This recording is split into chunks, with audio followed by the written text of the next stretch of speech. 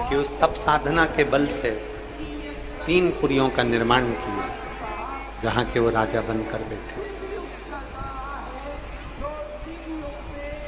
3 पुरियों का निर्माण।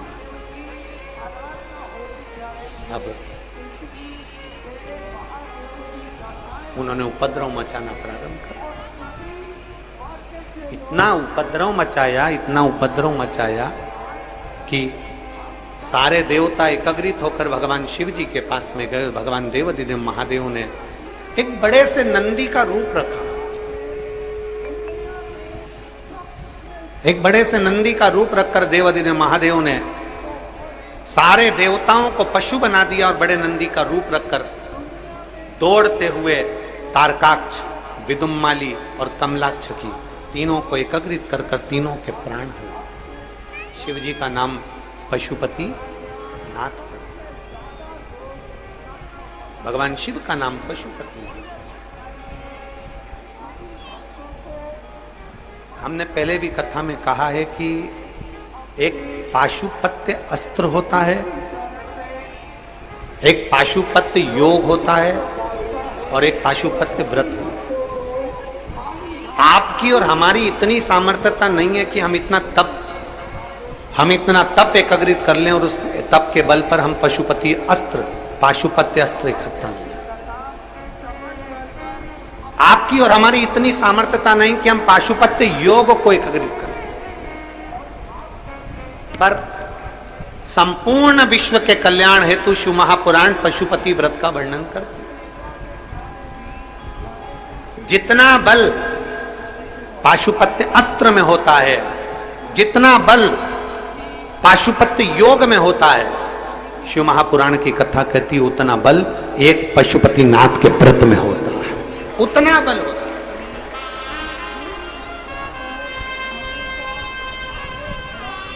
एक पशुपति नाथ के व्रत में उतना बल होता है जितना पशुपति अस्त्र में, जितना पाशुपत्य योग में बल होता है, उतना हाँ बल एक पाशुपत्य व्रत के अंतर।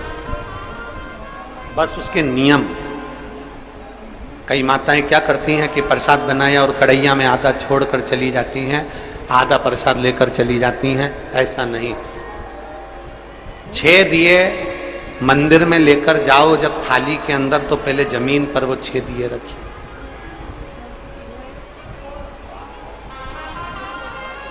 छह दिए पहले मंदिर में रखिए और 6 दिए मंदिर में रखने के बाद में फिर 5 दिए प्रज्वलित करिए।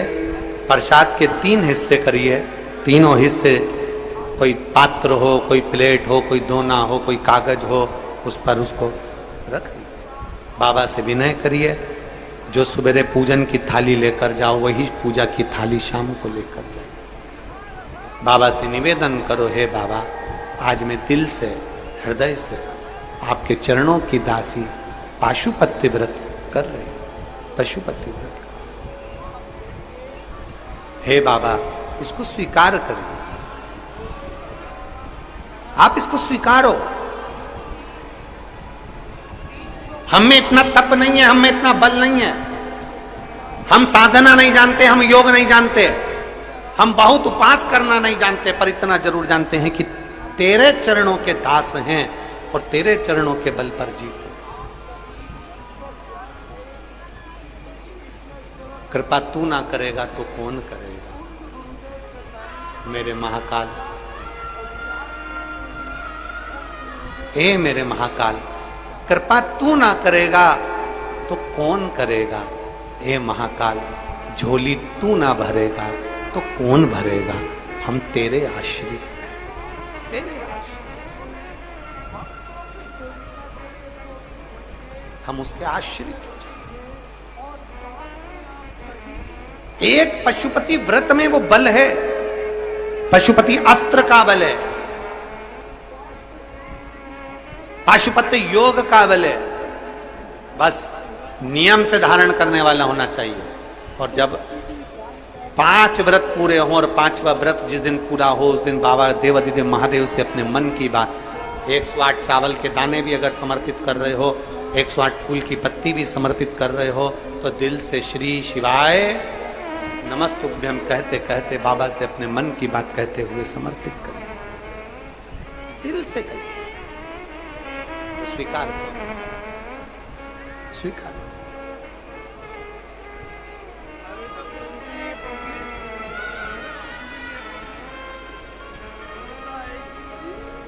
पशुपति नाथ भगवान शिव का नाम। बोल पशुपतिनाथ भगवान की। भगवान शिव की कथा कहती है, भगवान देवादिदेव महादेव का चरित्र कहता है। तारकासुर के 3 बेटे तारकाक्ष, विदुमाली और कमलाक्षकी के प्राण तो चले गए, पर जनमानस के कल्याण हेतु, संपूर्ण विश्व के उद्धार हेतु, संपूर्ण विश्व के कल्याण हेतु भगवान देवादिदेव महादेव ने जो व्रत दिया है वो व्रत साधारण नहीं, साधारण। बेटा हो, बेटी हो, मेरी जीजी हो, मेरे जीजा हो, मेरी माता हो, मेरी बहन हो, मेरे भाई हो, पशुपति व्रत करना चाहिए। और एक और बात बहुत अच्छे से ध्यान लगाकर सुनिएगा, सावन का महीना चल रहा है और 72 साल के बाद ये सावन आया। हमने पहले भी कथा में कहा कि 72 वर्ष के बाद आया है। पहले 27 जुलाई 1953 में आया था, उसके बाद ये सावन 72 साल के बाद आया। प्रयास करिए सावन के मंदिर में, सावन के महीने में कभी बन जाए, मौका मिल जाए आपको कि कहीं बेलपत्री का वृक्ष है, उस वृक्ष के नीचे 2-5 मिनट बैठकर 108 बार श्री शिवाय नमस्तुभ्यम या पंचाक्षर मंत्र नमः शिवाय या षडाक्षर मंत्र ओम नमः शिवाय का जाप जरूर करो। शिव मंदिर में जल जरूर चढ़ाओ। बंदर एक विश्वास को हमें पैदा करना है, हमारे भीतर एक भरोसे को हमें दृढ़ी करना, एक विश्वास को दृढ़ी करना। फिर निवेदन है, दुनिया का सबसे बड़ा पाप है अपने आप को कमजोर समझना।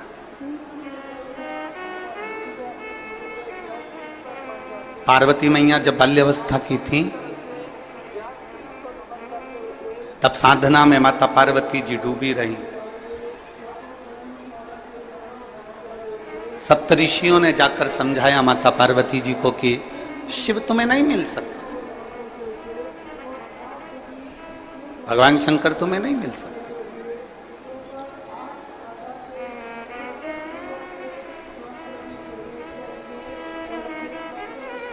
बहुत परीक्षा ली गई माता पार्वती जी की, बहुत।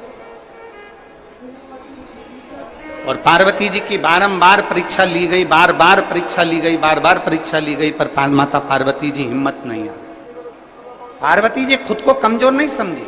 उनको मालूम था कि अगर मैं शंकर को जप रही हूं, मैं शिव को भज रही हूं, मैं भगवान शंकर का गुणगान कर रही हूं, मैं शिव तत्व को जान रही हूं, तो ये पार्वती जी के मन में एक भाव उत्पन्न हो गया था कि मुझे शिव मिलेंगे जरूर,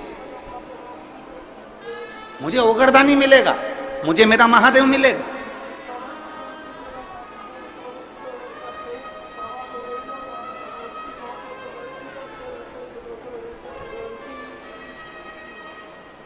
और ध्यान दें, शिव को पाने की ललकता आपके भीतर होना चाहिए।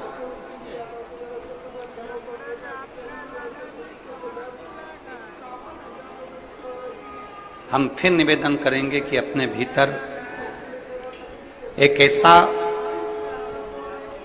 तत्व, अपने भीतर ऐसा समर्पण, अपने भीतर भगवान की अविरल भक्ति को अपने भीतर ऐसा समाहित कर लो कि एक ना एक दिन ऐसा आए कि मेरा शिव तुम्हारे सम्मुख में आकर खड़ा हो जाए और तुम्हारे को दर्शन देकर जाए। इतना अपने आप में बल उत्पन्न करो।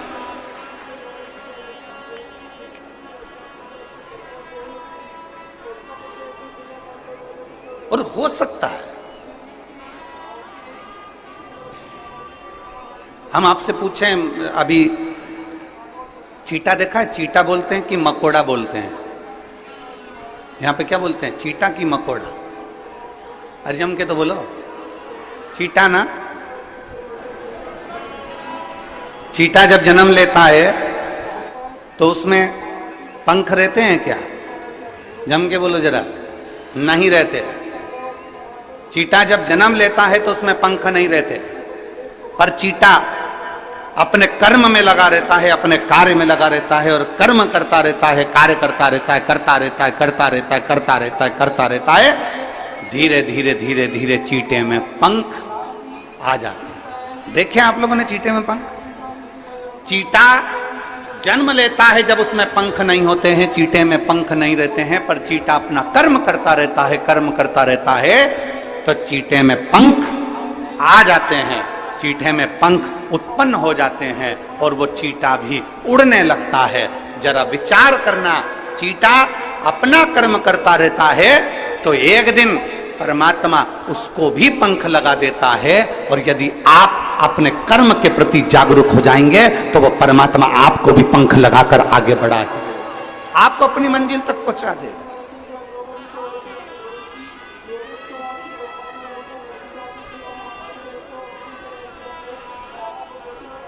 चीटे में पंख नहीं होते, पर धीरे धीरे वो कर्म करता गया, कर्म करता गया, करता गया और उसमें पंख लग गए। कर्म करता गया और उसमें पंख आ गए, वो उड़ने लगा, वो आगे बढ़ने लगा। आप अपना कर्म करिए, जिस कर्म में आप लगे हुए हो प्रबलता से उसमें लगे रहिए, उसमें लगे। जिस कर्म को आप करना चाहते हो उसको कर्म को आप प्रबलता से करते रहिए। एक दिन मेरा परमात्मा भी आपको उड़ान देगा, एक दिन मेरा परमात्मा, मेरा भोलेनाथ भी आपको उन्नति की सीढ़ी पर चढ़ा देगा। आप कर्म के प्रति जागरूक तो रहो। आप कर्म के प्रति जागरूक नहीं और सोचें कि हम बहुत कुछ कर लें, हम बहुत ऊंचे उठ जाएं, हम बहुत आगे बढ़ जाएं, तो शिव महापुराण की कथा कहती है कर्म प्रधान है, आपका कर्म पहले करना है। श्रीमद् भगवत कहती है, श्रीमद् भगवत गीता कहती है, श्रीमद् भागवत कहती है, रामचरितमानस कहती है, विष्णु पुराण कहती है, गर्ग संहिता कहती है, स्कंद पुराण कहती है, नर्मदा पुराण कहती है, लिंग पुराण कहती है। ऐसी कोई पुराण नहीं जो कर्म की प्रधानता नहीं बताती। प्रत्येक पुराण कर्म प्रधान है और प्रत्येक पुराण कहती है कि आप अपने कर्म में जागरूक रहिए, आप अपने कर्म में प्रबलता बनाकर रखिए।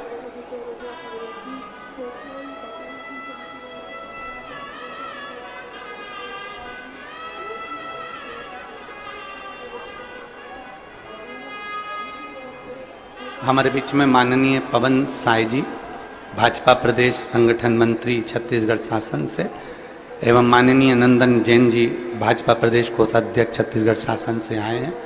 आप दोनों पधारें व्यासपीठ का पूजन करने के लिए, पधारिए। एक बार इनके लिए जोरदार ताली बजाकर स्वागत करूंगा।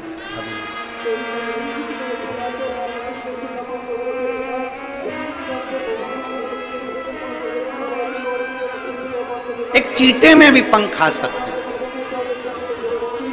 बस उसमें कर्म की लगनता होना चाहिए।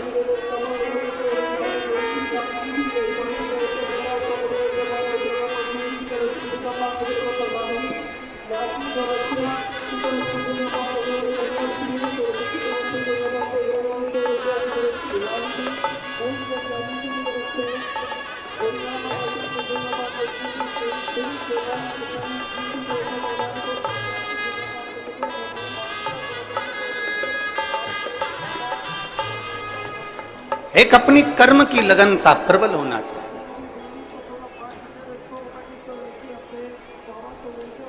और जब हमारे कर्म की लगनता प्रबल होगी तो हम अग्रण्यता की ओर बढ़ेंगे। पर हम अपना कर्म पूरा नहीं कर पाते। हम उसको सोच लेते हैं मेरे बस का नहीं है, मैं नहीं कर सकता, मेरे बस में नहीं है, मैं ऐसा नहीं कर पाऊंगा, ये मेरे बस का नहीं है। नहीं नहीं, शिव कथा कहती है दुनिया का सबसे बड़ा पाप है अपने आप को कमजोर समझना। हम क्यों कमजोर समझते? राजा बलि की विष्णु पुराण में राजा बलि के दरवाजे पर श्रीमद् भागवत में आता है कि भगवान भिक्षा मांगने के लिए गए। सुनी कि नहीं सुनी आप लोगों ने? 3 तक भूमि मांगी थी राजा बलि के दरवाजे पर बामन भगवान। राजा बलि कौन था? कौन? पूर्व समय का एक जुआरी, जुआ खेलने वाला, जुआ खेलने वाला जुआरी। अपने जुए में हारता गया, हारता गया, हारता गया।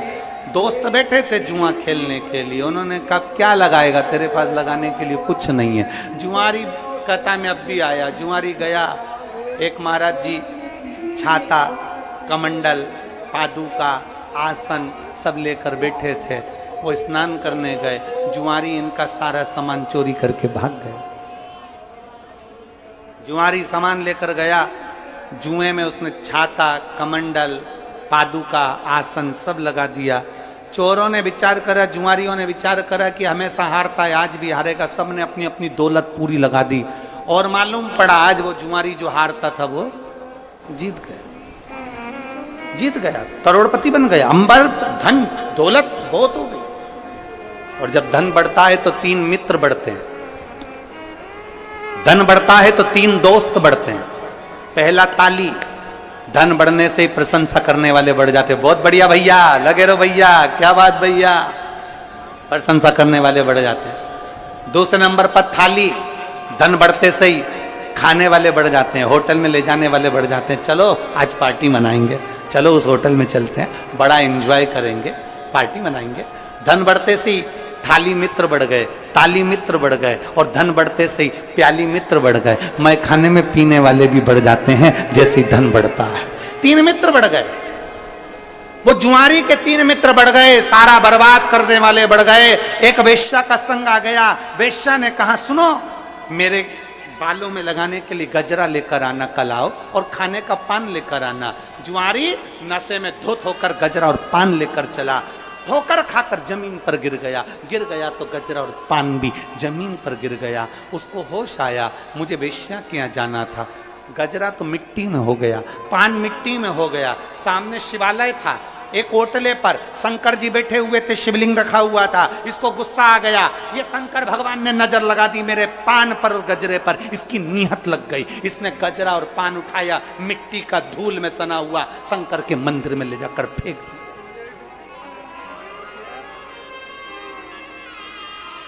शिव के मंदिर में ले जाकर डाल दिया, ले तू खा ले। और नशे में धुत था, चले गया। 4 दिन के बाद कहीं नशे में डूब कर पानी में मर गया, ऊपर गया। धर्मराज ने कहा इसके पाप पुण्य देखो कितने। चित्रगुप्त महाराज ने कहा इसने सारे पाप करे हैं, बस एक पुण्य करा। शंकर जी के मंदिर में गजरा और पान दिया था, एक पुण्य करा है। शंकर जी के मंदिर में गजरा और पान दिया था। इतने में धर्मराज बोले ये पुण्य नहीं करा, नशे में था। वेश्या गजरा नहीं लेती मिट्टी का, वेश्या पान नहीं लेती मिट्टी का, इसलिए शंकर जी के ऊपर फेंक दिया था। चित्रगुप्त महाराज ने कहा भले फेंका, नशे में भी शंकर तो याद था, नशे में भी शिव तो याद था। फेंकने को नल्ली में गटर में फेंक देता, पर शंकर के ऊपर फेंका, शंकर तो याद था। कई लोग कहते हैं यहां का जल मत चढ़ाओ वो गंदा है, वहां का जल मत चढ़ाओ वो गंदा है। शिव महापुराण की कथा कहती है शंकर के करीब में जाने पर धतूरा भी कीमत वाला बन जाता है। शंकर के करीब में जाने पर तो राख शमशान की भी, भस्म भी करोड़ों में बिक जाती है। शंकर के करीब में जाने पर तो एक मिट्टी भी सोना बन जाती है, तो शंकर के करीब में जाने से जल भी गंगा जल बन जाता। जल भी गंगा जल बन जाता है। शिव के करीब में जब जाता है तो, शंकर के करीब में जाता है तो गंगा जल बन जाता है। शिव के करीब में गया। गंगा जी में बहुत सारी फैक्ट्रियों का पानी जाता है, बहुत सारा गंदा पानी भी गंगा में जाता है, पर गंगा जल बन जाता है। यमुना जी में दिल्ली की फैक्ट्रियों का पानी जाता है, आगरा की फैक्ट्रियों का पानी जाता है, गंदा पानी जाता है, तो भी वो यमुना का जल बन जाता है। छिपरा जी में ढेरों पानी जाता है, पर वो छिपरा का जल बन जाता है। सरयू में, कावेरी में, गोदावरी में, गंगोत्री में, नर्मदा में ढेरों जल जाता है, वो जल बन जाता है। उसी तरह जल हमेशा पवित्र रहता है, उसकी पवित्रता कभी समाप्त नहीं होती, उसमें चाहे कितना भी मिल जाए, जल जल होता है। बोल बम का नारा है, बाबा एक समय बुद्धि में कीचड़ भर गया, तुम्हारे बुद्धि में भरा। कह दिया चित्रगुप्त महाराज ने, नहीं, इसको नशे में भी शिव याद है, इसको नशे में भी शंकर याद है, इसको नशे में भी शिव दिख रहा, नशे में शिव।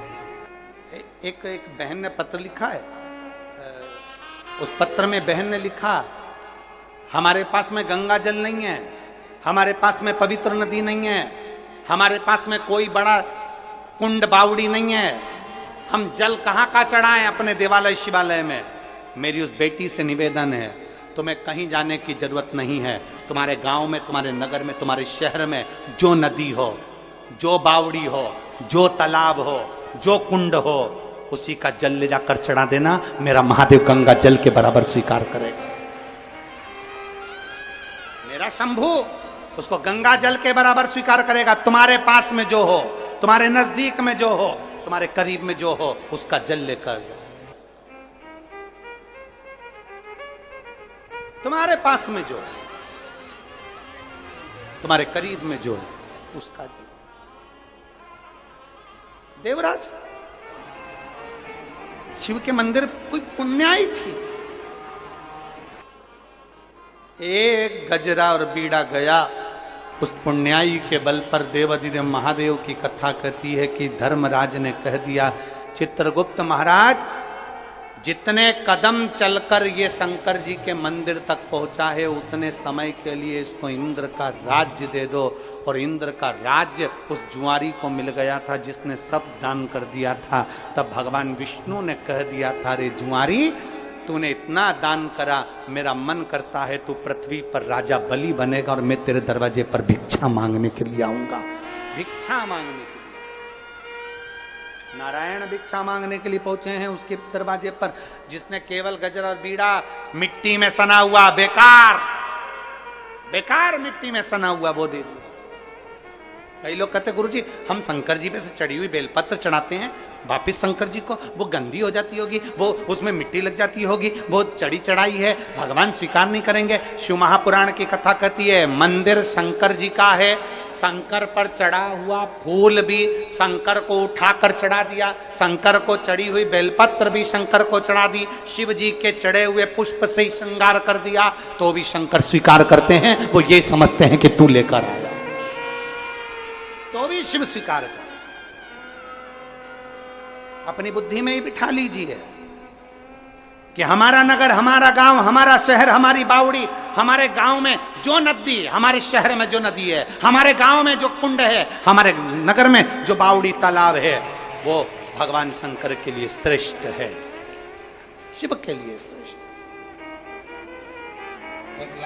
कितनी गंदगी हमारे अंदर भरी होती है, तुम्हारे अंदर मलमूत्र कितना भरा हुआ है, गंदगी कितनी भरी हुई है, तो भी हमारा शंकर हमें स्वीकार करता है कि नहीं करता? बोलो तो जम के। इतना गंदगी भरी हुई है, दिन भर निंदा, दिन भर चुगली, दिन भर अपशब्द, दिन भर गाली, दिन भर आड़ा टेढ़ा, दिन भर इन नैनों से गलत देखना, इन कानों से गलत सुनना, गलत बोलना। हम दिन भर इतना गंदा कार्य करते, तो भी तो शंकर के मंदिर में जल चढ़ाने जाते हैं, तो भी हम हनुमान जी के मंदिर में 2 अगरबत्ती लगाने जाते हैं, तो भी हम राम जी के मंदिर में पूजन करने जाते हैं, तो भी हम कृष्ण के मंदिर में जाते हैं। भगवान हमारे अंदर इतनी गंदगी भरी है, स्वीकार करता है?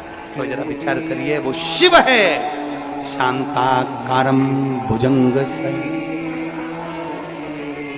सहज, कर्पूर गौरम करुणावतारम, सहज सरल है शिव को। बहुत अच्छा प्रश्न। शिव महापुराण की कथा कहती है ना, अगर व्यक्ति गलती कर रहा है ना, तो प्रयास करो उसकी गलती को एकांत में ले जाकर समझाया जाए, उसकी गलती को एकांत में ले जाकर बोला। और व्यक्ति अगर अच्छा कार्य कर रहा है, बहुत अच्छा कार्य कर रहा है, तो शिव महापुराण की कथा कहती है कि ये भी प्रयास करा जाए कि उसकी अच्छाई को जनमानस तक पहुंचाया जाए। पर आज संसार की रीति जरा उल्टी है, संसार की रीति जरा उल्टी है। बुराई को दुनिया के लोग पूरे जनमानस में फैलाते हैं और अच्छाई को दुनिया के लोग दबाकर रख देते हैं, दबाकर। कितना विचित्र। एक बहू को अगर भोजन बनाना नहीं आता, एक बहू को चाय बनाना नहीं आती, एक बहू को अगर घर संभालना नहीं आता, एक बहू को अगर कोई कार्य नहीं आता, एक बहू को मान लो गाय भैंस संभालना नहीं आई, एक बहू को मान लो घर संभालना नहीं आया, एक बहू को मान लो लैपटॉप चलाना नहीं आया, एक बहू को थोड़ा सा घर का कोई काम नहीं आया। तुमने कहा कि भजिए बना ले, भजिए बनाने नहीं आए, तुमने बोला कि सब्जी बना ले, सब्जी बनाना नहीं आई, रोटी बना ले, रोटी बनाना नहीं आई, नहीं सीखा। हो सकता है पढ़ने में लगी होगी, विद्याध्ययन में लगी होगी, कहीं एजुकेशन में लगी होगी, नौकरी में लगी होगी, नहीं संभाल पाई अपने माता पिता के घर में, वो काम नहीं कर पाई। वो अपने माता पिता के घर में कोई कार्य ना कर पाए, हो सकता नहीं संभाल पाई। अब सास का क्या फर्ज है, देवरानी जेठानी का क्या फर्ज है? हमारी बहू को रोटी बनाना नहीं आता, हमारी बहू को सब्जी बनाना नहीं आता, हमारी बहू को यह काम नहीं आता, तो घर की स्त्री का फर्ज क्या है, घर के लोगों का फर्ज क्या है, घर की ननद का फर्ज क्या है, घर की देवरानी जेठानी का फर्ज क्या है, घर की सास ससुर का फर्ज क्या है कि मेरी बेटी को जो नहीं आता, सास ये विचार करे, देवरानी जेठानी ये विचार करे, ननद ये विचार करे कि मैं अपनी भाभी को ये चीज सिखा दूंगी, धीरे धीरे सीख जाएंगे। पर होता क्या है, चार लोगों में मौसी आई, हमारी मंजली बहू को तो कच्छू ना है, हमारी छोटी बहू को तो कच्छू ना है, हमारी बड़ी बहू को तो कच्छू ना है, मामी आई छोटी बहू को तो कच्छू ना है, काका जी आए हमारी छोटी बहू को कच्छू ना है, हमारी बड़ी बहू को कच्छू ना है, हमारी मंजली बहू को कुछ ना है। बस बुराई बुराई बुराई। अब निवेदन है कि तुमने उसकी गलती को सबसे कहा, अब वही बहू अगर तुम्हारा ससुर बीमार पड़ा, तुम्हारी सास बीमार पड़ी और उसको गाड़ी में बिठाकर हॉस्पिटल लेकर गई, 4 दिन तक हॉस्पिटल में पड़ी रही, पूरी दवाइयां समय समय पर देती रही, तो अब सास ससुर का फर्ज बनता है कि ये भी तो जनमानस को कहो कि मेरी बड़ी बहू जैसे, छोटी बहू जैसी कोई नहीं जो ससुर को हॉस्पिटल ले जाकर दिखा कर। पर नहीं, हम इन चीजों का स्मरण नहीं करते, हम तो केवल जो अच्छाई है उसको दबा देते हैं, जो बुराई है उसको प्रकट करते हैं। अच्छाई को दबा रहे, बुराई को प्रकट कर। और शिव महापुराण की कथा कहती है बुराई को दबा दो और अच्छाई को प्रकट कर दो।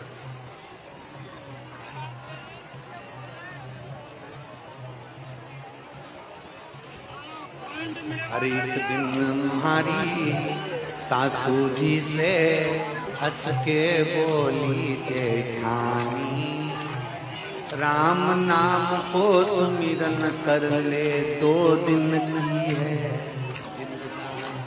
2 दिन। इतने में सास को इतना बुरा लगा, उसने अपने रिश्तेदारों को फोन कर कर बोल दिया मेरी बहू तो चाहती है कि मैं मर रही हूं 2 दिन बाद,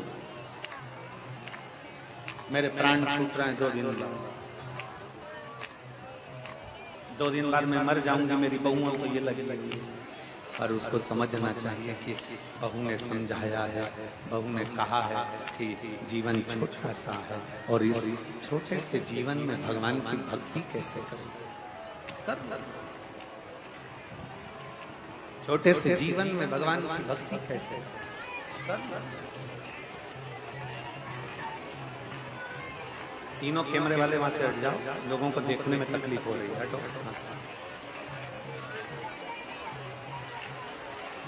भक्ति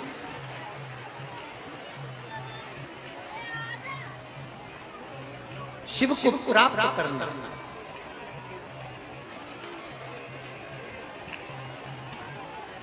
किसी के प्रति समर्पित हो जाना।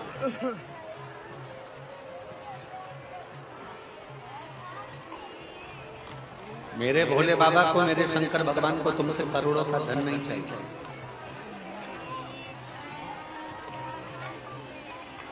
मेरे शंकर भगवान को तुमसे करोड़ों का धन नहीं चाहिए। मेरे शंकर भगवान को तुम्हारे से सोना चांदी हीरा पन्ना नहीं चाहिए।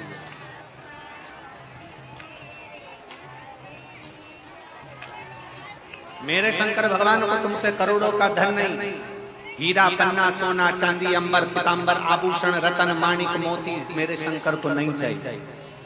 मेरे शंकर को तो केवल तुम्हारा निर्मल मन चाहिए, केवल निर्मल मन।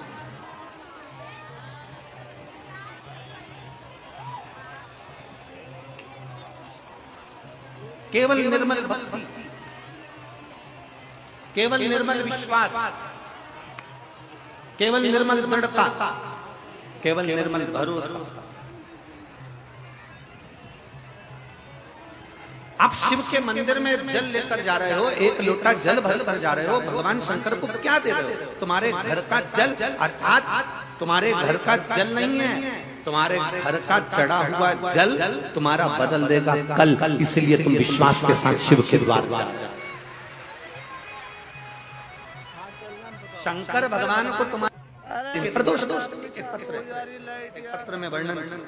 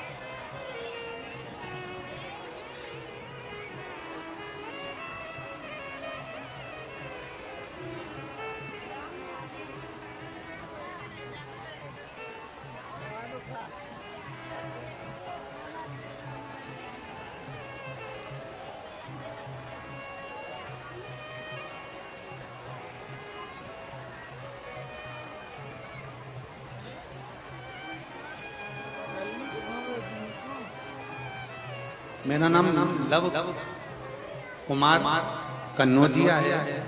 मैं दिल्ली के चांदनी चौक क्षेत्र का निवासी हूँ। कहीं बैठे हो कन्नौजिया जी? तो हाथ हिला सकते। मेरा नाम लव कुमार कन्नौजिया है। मैं दिल्ली के चांदनी चौक क्षेत्र का निवासी हूँ। मैं जाति से धोबी हूँ। मेरा काम कपड़ों पर इस्त्री करता हूँ। मेरा मोबाइल नंबर ये है। कहीं बैठे हो तो हाथ हिला सकते, और बैठे हो तो बेलपत्र लेने के लिए आ सकते। मैं कपड़े पर इस्त्री करता हूँ। मेरा मोबाइल नंबर ये है। मैं श्री हनुमान शिव महापुराण कथा हापुड़ के यजमान जी को धन्यवाद देता हूँ। मैं हापुड़ के यजमान को धन्यवाद देता हूँ जिन्होंने हमें अपने दिल्ली के नजदीक में कथा सुनने का सौभाग्य दिया। एक बार आप लोग भी जोरदार ताली बजाकर यजमान परिवार के साथ। गुरुजी बाबा की कृपा का मैं क्या वर्णन करूं। अपने बेटे गर्भ कन्नौजिया की 10वीं कक्षा की परीक्षा के सेंटर स्थान पर बेटे से संग जाता था। वहां पर मेरी मुलाकात एक मुस्लिम परिवार से हो गई। वो मुस्लिम परिवार अपने बेटे को परीक्षा हॉल में छोड़ने के लिए आया था और रो रहा। परीक्षा के दिन दूसरी बार फिर मैंने देखा कि उसके आंखों में जल था। मैंने आखिरी में पूछ लिया कि तुम्हारा बेटा इतना कमजोर हो रहा है और तुम उसे परीक्षा हॉल में छोड़ने आते हो तो वो रोते हुए तुम बाहर बैठ जाते हो, ऐसा क्यों? उस भाई ने मुझे कहा कि हमारे बेटे को शुगर की बीमारी है और उसको 3 बार इंसुलिन लेना पड़ता है। उसको 3 बार इंसुलिन लेना पड़ता है, शुगर की बीमारी है। मेरा बेटा चल भी नहीं पाता, इसलिए हम लोग बड़े दुखी हैं। मैंने उसको देखा और उसको देखकर कहा, आप शिव मंदिर तो शायद जाओगे नहीं, पर हमारे गुरुजी कहते हैं कि एक बेलपत्र शंकर पर चढ़ी हुई अगर रोज खाई जाए तो शुगर की बीमारी भी लेवल पर आ जाती है। उसने कहा भैया हम मंदिर कैसे जाएं, हम लोग तो मुस्लिम हैं, क्या करें, समझ में नहीं आता। तब गुरुदेव मैंने उसी समय पर बाजू में एक फूल वाले की दुकान थी, वहां से एक पन्नी भरकर बेलपत्र ले ली और उस बेलपत्र को शंकर पर चढ़ा दी और चढ़ाकर मैंने वो बेलपत्र उनसे कहा इस बेलपत्र को लेकर जाओ और अपने बेटे को जरूर खिलाओ। शिवजी पर बेलपत्र चढ़ाना प्रारंभ करा और गुरुदेव 20 दिन के बाद वो मेरा पता ढूंढते हुए मेरी दुकान पर पहुंचा और मुस्कुराते हुए कहता है भैया हम भले दूसरे धर्म के हों पर आपको धन्यवाद देने के लिए आया हूं कि आज मेरे बेटे का इंसुलिन 20 दिन के अंदर बंद हो गया। मैं बाबा को यहाँ धन्यवाद देने के लिए आया हूं। भैया मैं महादेव के चरणों को दंडवत करता हूँ। गुरुदेव भले वो मुस्लिम परिवार से था, उसने प्रणाम करा भूमि को और शंकर जी के चरणों को प्रणाम किया और प्रणाम कर कर कहा कि गुरु जी को बोलना जरूर कि मेरा बेटा इतने सालों से इंसुलिन ले रहा था और 20 दिन में बेलपत्र खाने से उसका इंसुलिन बंद हुआ। मैं प्रणाम करने के लिए आया। जहां कहीं मेरा नाम लव कुमार कन्नौजिया है, मैं दिल्ली के चांदनी चौक क्षेत्र निवासी हूँ। मेरी जाति धोबी है, मेरा काम कपड़ों पर स्त्री का है, मेरा मोबाइल नंबर ये है। कहीं बैठे हो तो बेलपत्र लेने के लिए आ सकते। शिव तत्व अगर विश्वास है, अगर भरोसा है, दृढ़ता है, विश्वास के साथ अगर आप भगवान शंकर पर बेलपत्र का सेवन कर रहे हो, विश्वास के साथ शंकर भगवान पर जल चढ़ा रहे हो। हाँ एक बात जरूर है, बेलपत्र का सेवन रोज रोज ना करते हुए जब शरीर में कष्ट हो तब कभी कभी ऐसा होता है कि बेलपत्र खाने से मुख में छार जैसा हो जाता है, कभी कभी ऐसा होता है बेलपत्र खाने से स्वाद नहीं आ पाता है। क्यों? बेलपत्र कभी कभी खाने से बेलपत्र के मुख में कभी कभी छाला भी उत्पन्न हो जाते हैं। घबराना नहीं है। अगर बेलपत्र को चबाकर नहीं खा सकते तो बेलपत्र को पीस कर उसकी गोली बनाकर पानी से निकल जाए। पर बेलपत्र का सेवन शुगर, बीपी, थायराइड आदि जितनी भी बीमारियां होती हैं उसमें फायदेमंद है। घबराना नहीं है हमको कि हमने बेलपत्र खाई और हमारा मुंह छाड़ हो गया, मैंने बेलपत्र खाई और मेरे को स्वाद नहीं आया, या मेरा बेलपत्र खाया तो मुख में छाल लेना ना। भगवान शंकर की कभी कभी और कोमल सी बेलपत्र, बहुत बड़ी सी बेलपत्र नहीं, बिल्कुल छोटी सी कोमल सी बेलपत्र शंकर पर चढ़ी हुई शिव का नाम लेकर